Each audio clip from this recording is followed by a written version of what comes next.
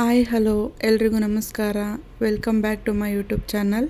ಇವತ್ತಿನ ವಿಡಿಯೋದಲ್ಲಿ ನಮ್ಮ ಚಿತ್ರದುರ್ಗದ ಕಡೆ ಮಾಡೋವಂಥ ಸಾಂಬಾರು ಪುಡಿನ ಯಾವ ರೀತಿ ಮಾಡೋದು ಅಂತ ತೋರಿಸ್ಕೊಡ್ತಾ ಇದ್ದೀನಿ. ಈ ಸಾಂಬಾರು ಪುಡಿ ನಾವು ನಾನ್ ವೆಜ್ಜಿಗೆ ಬಿಟ್ಟು ಎಲ್ಲ ರೀತಿಯಾದ ವೆಜ್ ಸಾಂಬಾರಿಗೆ ಮತ್ತು ಸೊಪ್ಪಿನ ಸಾಂಬಾರಿಗೆ ಎಲ್ಲದಕ್ಕೂ ಇದನ್ನು ಬಳಸ್ಕೋಬೋದು. ಬನ್ನಿ ಹಾಗಾದರೆ ಯಾವ ರೀತಿ ಮಾಡೋದು ಅಂತ ತೋರಿಸ್ಕೊಡ್ತೀನಿ. ತಡ ಮಾಡೋದು ಬೇಡ. ಯಾರೆಲ್ಲ ನಮ್ಮ ಚಾನಲ್ನ ನೋಡ್ತಾ ಇದ್ದೀರಾ ಪ್ಲೀಸ್ ಸಬ್ಸ್ಕ್ರೈಬ್ ಮಾಡಿಕೊಂಡು ವೀಡಿಯೋಸ್ನ ನೋಡಿ. ನಿಮ್ಮ ಒಂದು ಸಪೋರ್ಟು ನಮಗೆ ತುಂಬಾ ಹೆಲ್ಪ್ ಆಗುತ್ತೆ. ಬನ್ನಿ ಹಾಗಾದರೆ ಸಾಂಬಾರು ಪುಡಿ ಮಾಡಲಿಕ್ಕೆ ಏನೆಲ್ಲ ಐಟಮ್ ಬೇಕು ಅಂತ ಒಂದೊಂದಾಗಿ ತೋರಿಸ್ಕೊಡ್ತೀನಿ. ನಾನಿಲ್ಲಿ 2 kg ಧನಿಯಾನ ತೊಗೊಂಡಿದ್ದೀನಿ. ಧನಿಯಾನ ತೊಗೊಂಡು ಚೆನ್ನಾಗಿ ಕ್ಲೀನ್ ಮಾಡಿ ಇಟ್ಕೊಂಡಿದ್ದೀನಿ. ಒಂದು 6 ಗಂಟೆಗಳ ಕಾಲ ಬಿಸಿಲಲ್ಲಿ ಒಣಗಿಸಿಟ್ಟಿದ್ದೀನಿ. ನಂತರ ಒಂದು 1/4 kg ಅಷ್ಟು ಅಚ್ಚಕಡಲೆ ತೊಗೊಂಡಿದ್ದೀನಿ. ಒಂದು 200 ಗ್ರಾಮಷ್ಟು ಮೆಂತ್ಯನ ತೊಗೊಂಡಿದ್ದೀನಿ. ಒಂದು 1/4 kg ಅಷ್ಟು ಅರಿಶಿನ ಕೊಂಬನ್ನು ತೊಗೊಂಡಿದ್ದೀನಿ. 100 ಗ್ರಾಮ್ ಆಗುವಷ್ಟು ಕಾಳು ಮೆಣಸನ್ನು ತೊಗೊಂಡಿದ್ದೀನಿ. ನಂತರ ಒಂದು 150 ಗ್ರಾಮು ಸಾಸಿವೆನ ತೊಗೊಂಡಿದ್ದೀನಿ. ಆನಂತರ ಒಂದು 200 ಗ್ರಾಮಷ್ಟು ಹೆಸರು ಕಾಳು ತೊಗೊಂಡಿದ್ದೀನಿ. ಒಂದು 50 ಗ್ರಾಮು ಚಕ್ಕೆ ತೊಗೊಂಡಿದ್ದೀನಿ. ಒಂದು 200 ಗ್ರಾಮಷ್ಟು ಕಡಲೆಕಾಳನ್ನ ತೊಗೊಂಡಿದ್ದೀನಿ. 1/4 kg ಅಷ್ಟು ಜೀರಿಗೆನ ತೊಗೊಂಡಿದ್ದೀನಿ. ನಂತರ 1 ಟೀ ಕಪ್ಪಷ್ಟು ಕಡಲೆಬೇಳೆ ತೊಗೊಂಡಿದ್ದೀನಿ. 1 ಟೀ ಕಪ್ಪಷ್ಟು ಉದ್ದಿನಬೇಳೆ ತೊಗೊಂಡಿದ್ದೀನಿ. ನಂತರ 1 ತೊಲೆದಷ್ಟು ಏಲಕ್ಕಿನ ತೊಗೊಂಡಿದ್ದೀನಿ. ನಂತರ 100 ಗ್ರಾಮು ಗಸಗಸೆ ತೊಗೊಂಡಿದ್ದೀನಿ. ಆನಂತರ ಒಂದು 50 ಗ್ರಾಮಷ್ಟು ಲವಂಗನ ತೊಗೊಂಡಿದ್ದೀನಿ. ನಂತರ 1 ಕಟ್ಟಷ್ಟು ನಾಟಿ ಕರಿಬೇವಿನ ಸೊಪ್ಪನ್ನು ಚೆನ್ನಾಗಿ ತೊಳೆದ್ಬಿಟ್ಟು ಬಿಡಿಸಿ ಇಟ್ಕೊಂಡಿದ್ದೀನಿ. ಇದಿಷ್ಟು. ನಂತರ ಒಂದು ನೀರು ಕುಡಿಯೋ ಗ್ಲಾಸಲ್ಲಿ 1/4 ಲೋಟದಷ್ಟು ಸಣ್ಣ ಅಕ್ಕಿನ ತೊಗೊಂಡಿದ್ದೀನಿ. ನೀವು ಬೇಕಂದರೆ ಇದಕ್ಕೆ ಸೊಸೈಟಿ ಅಕ್ಕಿನೂ ಬಳಸ್ಕೋಬೋದು. ನಾನಿಲ್ಲಿ ಮನೆಯಲ್ಲೇ ಬಳಸೋ ಅಂಥ ಸಣ್ಣ ಅಕ್ಕಿನೇ ತೊಗೊಂಡಿದ್ದೀನಿ. ಇದಿಷ್ಟನ್ನು ನಾನು ಚೆನ್ನಾಗಿ ಕಡಿಮೆ ಉರಿನಲ್ಲಿ ಹುರ್ಕೋಬೇಕು. ನೋಡಿ, ಇಷ್ಟು ಐಟಮ್ ತೊಗೊಂಡಿದ್ದೀನಿ.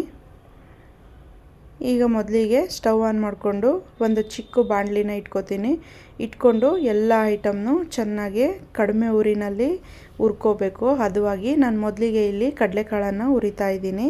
ಇದನ್ನು ಮಾಡಲಿಕ್ಕೆ ತುಂಬಾ ಟೈಮ್ ತೊಗೊಳುತ್ತೆ. ಪೇಷನ್ಸಿಂದ ಇದನ್ನು ಮಾಡಬೇಕು. ನೋಡಿ, ಕಡಲೆಕಾಳನ್ನು ಸಣ್ಣ ಊರಿನಲ್ಲೇ ಹುರ್ಕೋಬೇಕು. ದೊಡ್ಡ ಊರಿನಲ್ಲಿ ಹುರಿಬಾರ್ದು. ದೊಡ್ಡ ಊರಿನಲ್ಲಿ ಹುರಿದ್ರೆ ಕಪ್ಪುಗಾಗೋ ಸಾಧ್ಯತೆ ಇರುತ್ತೆ, ಮೇಲ್ಗಡೆ ಸಿಪ್ಪೆ ಇಲ್ಲ. ಹಾಗಾಗಿ ನಾನು ಸಣ್ಣ ಊರಿನಲ್ಲೇ ಇದನ್ನು ಹುರ್ಕೋತಾ ಇದ್ದೀನಿ. ನೋಡಿ, ಈಗ ಇದು ರೆಡಿಯಾಗಿದೆ.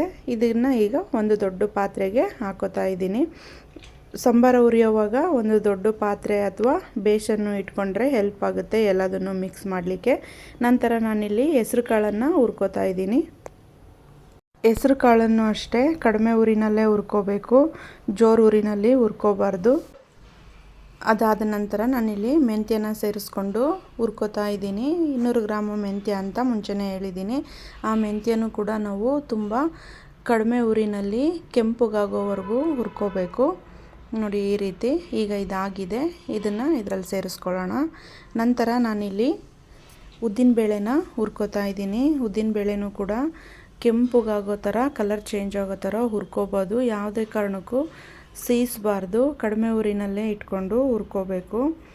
ನೋಡಿ, ಈಗ ಇದು ಕೂಡ ಆಗಿದೆ. ಈಗ ಇದನ್ನು ಕೂಡ ನಾವು ಅದಕ್ಕೆ ಸೇರಿಸ್ಕೊಳ್ಳೋಣ ಪಾತ್ರೆಗೆ. ಈಗ ನಾನು ಕಡಲೆಬೇಳೆನ ಹುರ್ಕೋತಾ ಇದ್ದೀನಿ. ಕಡಲೆಬೇಳೆನೂ ಕೂಡ ಚೆನ್ನಾಗಿ ಹುರ್ಕೊಂಡಾದಮೇಲೆ ಇದಕ್ಕೆ ನಾನು ಅಕ್ಕಿನ ಸೇರಿಸ್ಕೊಂಡು ಹುರ್ಕೋತಾ ಇದ್ದೀನಿ.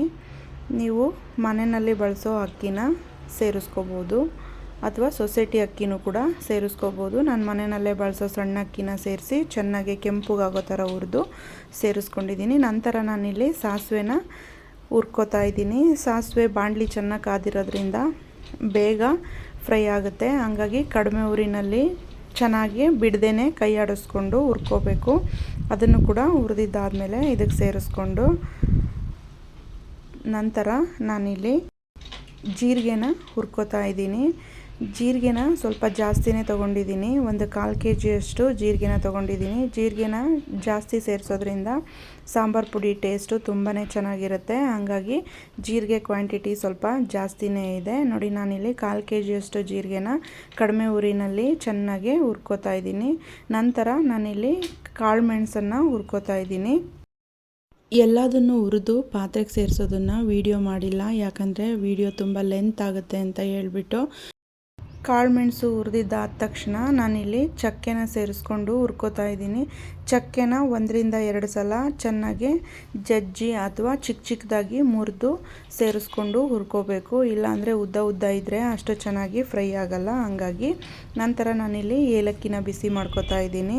ಮುಂಚೆ ಎಲ್ಲ ಏಲಕ್ಕಿನ ಸಿಪ್ಪೆ ಬಿಡಿಸಿ ಸಪ್ರೇಟಾಗಿ ಇದು ಮಾಡಿಕೊಂಡು ಹುರ್ಕೋತಿದ್ವಿ. ಬಟ್ ಇವಾಗೆಲ್ಲ ಏನಿಲ್ಲ, ಹಂಗೆ ಮಿಷಿನಲ್ಲಿ ಚೆನ್ನಾಗಿ ಪೌಡ್ರ್ ಆಗುತ್ತೆ, ಹಂಗಾಗಿ ಹಂಗೆ ಹಾಕ್ತಾಯಿದ್ದೀನಿ. ನಂತರ ನಾನಿಲ್ಲಿ ಲವಂಗನ ಹುರ್ಕೋತಾ ಇದ್ದೀನಿ.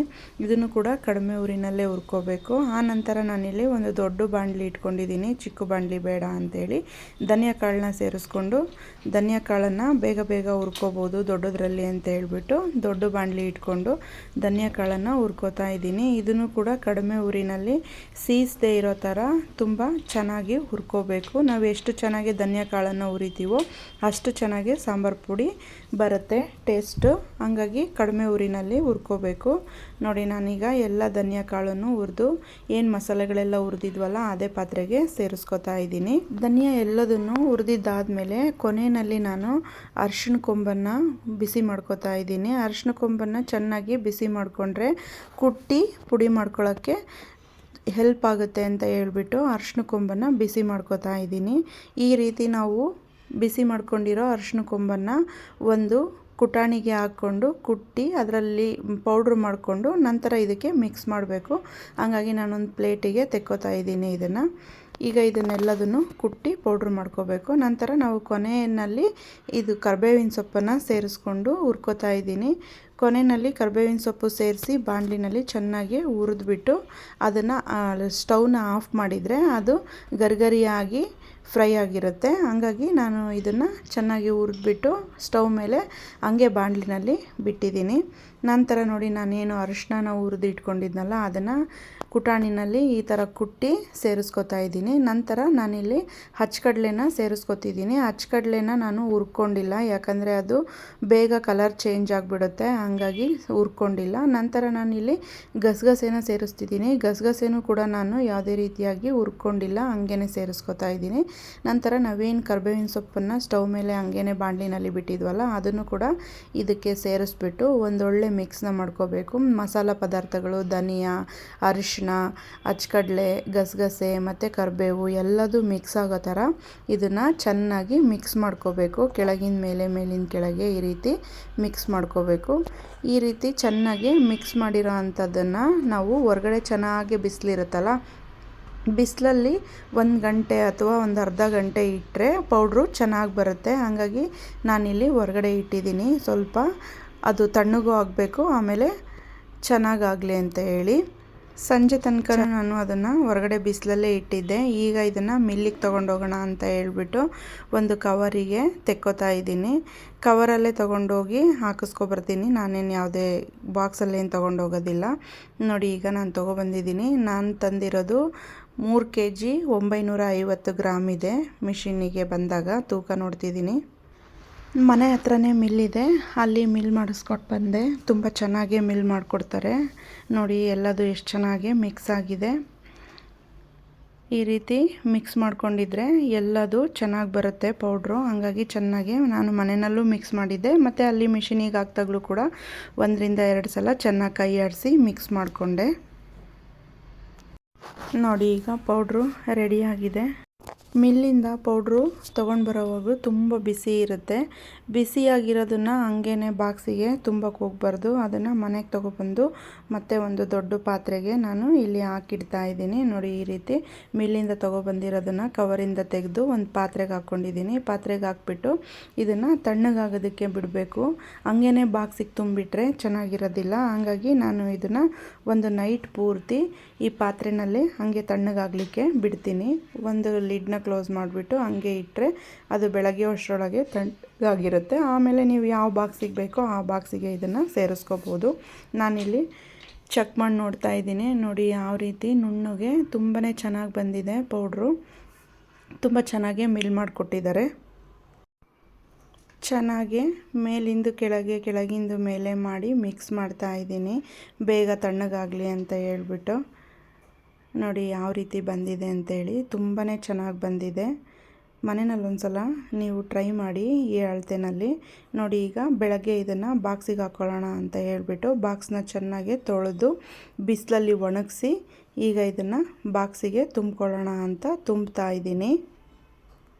ನಾನು ಒಂದು 5 kg ಹಿಡಿಯೋವಷ್ಟು ದೊಡ್ಡದು ಸ್ಟೀಲ್ ಬಾಕ್ಸನ್ನು ಚೆನ್ನಾಗಿ ತೊಳೆದು ಬಿಸಿಲಲ್ಲಿ ಒಣಗಿಸಿ ತೊಗೊಬಂದಿದ್ದೀನಿ. ಇದಕ್ಕೆ ನಾನೀಗ ತುಂಬಿ ಎತ್ತಿಡ್ತೀನಿ. ನೋಡಿ ಈಗ ಪಾತ್ರೆಯಲ್ಲಿದ್ದಷ್ಟನ್ನು ನಾನು ಬಾಕ್ಸಿಗೆ ತುಂಬ್ಕೊಂಡಿದ್ದೀನಿ. ಡೈಲಿ ಯೂಸಿಗೆ ಅಂತ ಹೇಳಿಬಿಟ್ಟು ಒಂದು ಬಾಕ್ಸಿಗೆ ಸ್ವಲ್ಪ ಎತ್ತಿಟ್ಕೊಂಡಿದ್ದೀನಿ. ಇನ್ನು ಮಿಕ್ಕಿದ್ದೆಲ್ಲದನ್ನು ಈ ಥರ ಬಾಕ್ಸಲ್ಲಿ ತುಂಬಿದ್ದೀನಿ. ನೋಡಿ ಈಗ ಎಲ್ಲದನ್ನು ತುಂಬಿದ್ದಾದಮೇಲೆ ಈ ಥರ ಮಸಿಯೋ ಕೋಲಲ್ಲಿ ಚೆನ್ನಾಗಿ ಇದನ್ನು ಅದ್ಮಿ ತುಂಬಬೇಕು. ಯಾವುದೇ ರೀತಿಯಾದ ಗಾಳಿ ಅದರಲ್ಲಿ ಇರಬಾರ್ದು. ಆ ರೀತಿ ಚೆನ್ನಾಗಿ ಇದನ್ನು ಪ್ರೆಸ್ ಮಾಡಿ ತುಂಬಿಟ್ಕೋಬೇಕು. ಈ ರೀತಿ ನಾವು ಮಾಡಿ ಇದನ್ನು ಎತ್ತಿಟ್ಕೊಂಡ್ರೆ 6 ತಿಂಗಳಾದರೂ ಯಾವುದೇ ರೀತಿಯಾದ ಹುಳ ಬೀಳೋದಿಲ್ಲ ಮತ್ತು ತುಂಬಾ ಚೆನ್ನಾಗಿರುತ್ತೆ. ಹಾಗಾಗಿ ನೋಡಿ ನಾನು ಈ ರೀತಿ ಮಾಡ್ತಾಯಿದ್ದೀನಿ. ಈ ರೀತಿಯೇ ನಾನು ಯಾವಾಗಲೂ ಮಾಡಿ ಇಟ್ಕೊಳ್ಳೋದು. ಕೆಲವೊಬ್ಬರು ಹುಳ ಬೀಳಬಾರ್ದು ಅಂತೇಳಿ ಉಪ್ಪು, ಕರಿಬೇವಿನ ಸೊಪ್ಪು ಮತ್ತು ಹಿಂಗನ್ನು ಸೇರಿಸ್ತಾರೆ. ಆದರೆ ನಮಗೆ ಅದು ಟೇಸ್ಟ್ ಇಷ್ಟ ಆಗಲ್ಲ. ಹಾಗಾಗಿ ನಾನು ಆ ಥರ ಮಾಡಲ್ಲ. ಈ ರೀತಿಯೇ ಮಾಡಿಟ್ಕೊಂಡ್ರೆ ಯಾವುದೇ ರೀತಿಯಾದ ಹುಳ ಬೀಳೋದಿಲ್ಲ. 6 ತಿಂಗಳು ತನಕನೂ ಕೂಡ ಸ್ಟೋರ್ ಮಾಡಿ ಇಟ್ಕೋಬೋದು. ನೋಡಿ ಈ ರೀತಿ ಎಲ್ಲದು ತುಂಬ ಇತ್ತು ಬಾಕ್ಸ್ ತುಂಬ. ಅದನ್ನು ನಾವು ಈ ರೀತಿ ಪ್ರೆಸ್ ಮಾಡಿದ ಮೇಲೆ ಇಷ್ಟಕ್ಕೆ ಬಂದಿದೆ. ಈ ರೀತಿ ನಾವು ಇದನ್ನು ಟೈಟಾಗಿ ಪ್ರೆಸ್ ಮಾಡಿ ಇಟ್ಕೋಬೇಕು. ನೋಡಿ ಈಗ ಇದು ರೆಡಿಯಾಗಿದೆ. ಈಗ ಇದನ್ನು ಮುಚ್ಚಳ ಕ್ಲೋಸ್ ಮಾಡಿಬಿಟ್ಟು ಚೆನ್ನಾಗಿ ಗಾಳಿ ಆಡದೇ ಇರೋ ಥರ ಇದನ್ನು ಎತ್ತಿಟ್ಕೋಬೇಕು. ಡೈಲಿ ಯೂಸಿಗೆ ನೀವು ಚಿಕ್ಕ ಬಾಕ್ಸಲ್ಲಿ ಹಾಕಿ ಅದನ್ನು ಪ್ರತಿದಿನ ಯೂಸ್ ಮಾಡ್ಕೋಬೋದು. ನೋಡಿ ಈ ರೀತಿ ಮಾಡಿಬಿಟ್ಟು ನಾನು ಮುಚ್ಚಳ ಕ್ಲೋಸ್ ಮಾಡಿ ಎತ್ತಿಡ್ತಿದ್ದೀನಿ. ಈ ವಿಡಿಯೋ ನಿಮಗೆ ಏನಾದರೂ ಇಷ್ಟ ಆಗಿದರೆ ಪ್ಲೀಸ್ ನಮ್ಮ ಚಾನಲ್ನ ಸಬ್ಸ್ಕ್ರೈಬ್ ಮಾಡ್ಕೊಳ್ಳಿ. ಒಂದು ಲೈಕ್ ಕೊಡೋದನ್ನು ಮರಿಬೇಡಿ. ನಿಮಗೇನಾದರೂ ಮಟನ್ ಸಾಂಬಾರಿಗೆ ಹಾಕೋ ಧನಿಯಾ ಪುಡಿನ ಯಾವ ರೀತಿ ಮಾಡ್ಕೊಳ್ಳೋದು ಅಂತ ಏನಾದರೂ ವಿಡಿಯೋ ಬೇಕಂದರೆ ಕಮೆಂಟಲ್ಲಿ ತಿಳಿಸಿ. ಅದನ್ನು ಕೂಡ ನಾನು ವಿಡಿಯೋ ಮಾಡಿ ಹಾಕ್ತೀನಿ ಅಂತ ಹೇಳ್ತಾ ವಿಡಿಯೋ ನೋಡಿದ ಎಲ್ರಿಗೂ ಧನ್ಯವಾದಗಳು.